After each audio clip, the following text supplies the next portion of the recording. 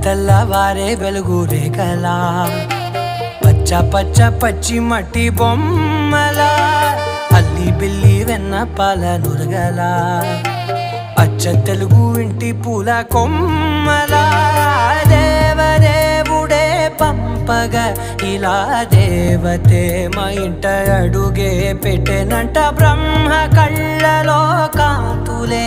మా అమ్మలా మా కోసం మళ్ళీ లాలి పాడేనంట